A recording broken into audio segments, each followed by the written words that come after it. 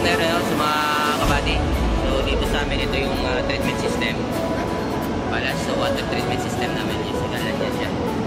Sa iba naman kasi malaking strainer siya, tsaka marami tong strainer sa loob. So dito ganito yan.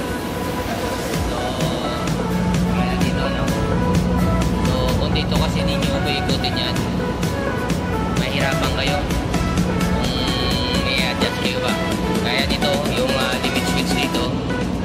So kailangan nandito sa loob ng kwan ng line na to.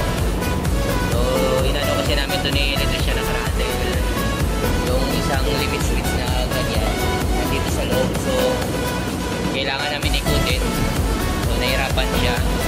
Kaya tinignan ko yung isang side. Pwede pala. So yung ito nandito yung nakaraan sa loob. So in-adjust namin para yung isa nandiyan sa nagkaroon limit switch. Tapos yung isa niya dito. So ito nagpa-vacuum port dito. Pag naikot siya kasi dito may thread siya. Ayan na. So ito yung itsura niya, naka-cover siya. So pwede nating tanggalin ito, yung allen bolt. Tapos tanggalin yung cap. Diyan sa loob meron diyang adjustan.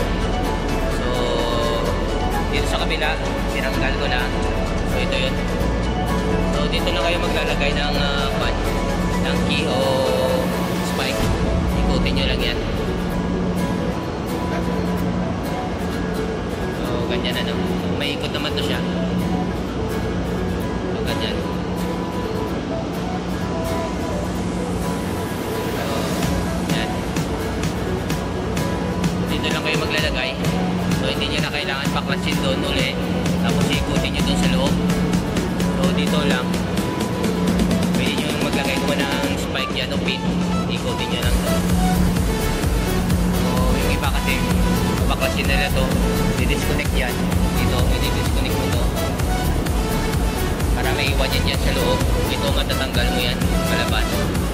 Tapos dyan kayo mag-ikot. So dito, fastest way. Dito lang.